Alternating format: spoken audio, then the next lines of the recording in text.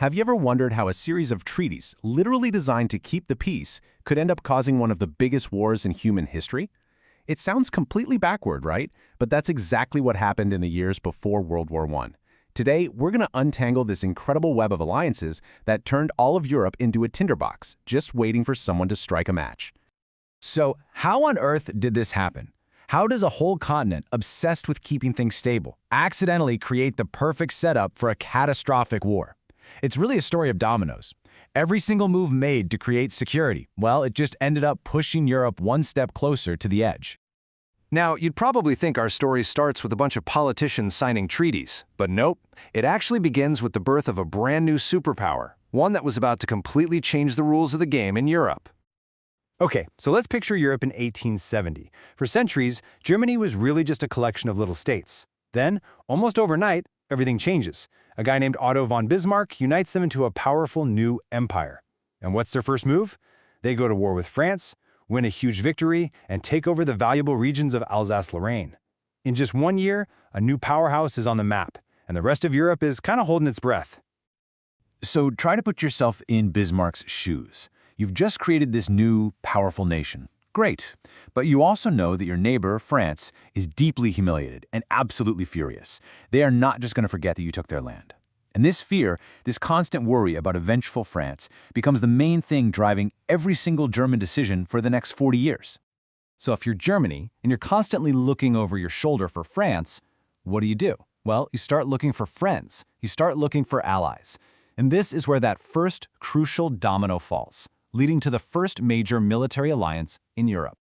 Now, to understand who Germany's first ally was, we've got to look south, to this region right here, the Balkans. It's a really complex but strategically vital area, kind of a bridge between Europe and Asia.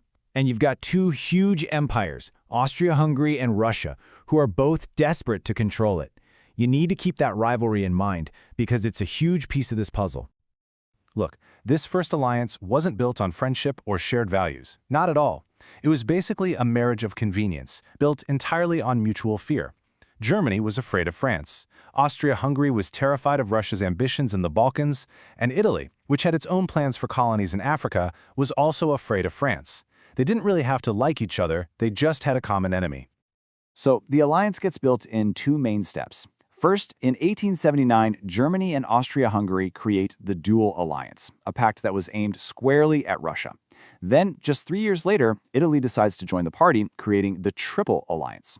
You might also know them as the Central Powers. And just like that, a massive new military bloc is formed right in the heart of Europe. You know, you'd think a big defensive alliance would make Europe more stable, right? Wrong. It had the complete opposite effect. All of a sudden, every other major country in Europe felt threatened. They knew they had to do something, and they had to do it fast. I mean, think about it from their point of view. France is now looking at a powerful German-led alliance on its border. Russia sees its main rival, Austria-Hungary, suddenly has Germany's massive army backing it up. And Great Britain, the biggest power in the world at the time, suddenly sees a major challenger emerging.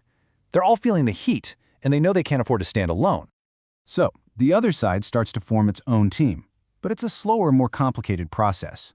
First, back in 1893, France and Russia, two countries with a long history of not liking each other, decide to team up. Then in 1904, another pair of old enemies, Britain and France, decide to bury the hatchet. But there was still one big problem holding them all back. Yeah, that sticking point was Russia. See, Britain was a democracy, but Russia was ruled by these all-powerful, autocratic leaders called czars. For the British, the whole idea of teaming up with what they saw as a repressive regime, well, it was a really tough pill to swallow. It just flew in the face of their values. But Russia was feeling pretty isolated and did not want to be left out of the game. So, in a pretty surprising move, the Tsar actually introduces some democratic reforms, a little more freedom of speech, that kind of thing. It's not like it became a full democracy overnight, but it was just enough. It was enough to convince the British to finally come on board. And with that, the last piece of the puzzle just falls into place. And so, by 1907, the lines are drawn. Europe is now split right down the middle, divided into two massive opposing armed camps. The stage is officially set for a conflict on a scale the world has never, ever seen before. So this is where all that fear and political maneuvering has led us. On one side, you have the Central Powers, Germany, Austria-Hungary, and Italy. And on the other side, you have the Allies, France, Russia, and Great Britain. Two powerful alliances, armed to the teeth, just staring each other down. And here is the truly terrifying part. What started as Germany's plan to protect itself from France has now created a situation where one tiny, local conflict could ignite a massive war across the entire continent.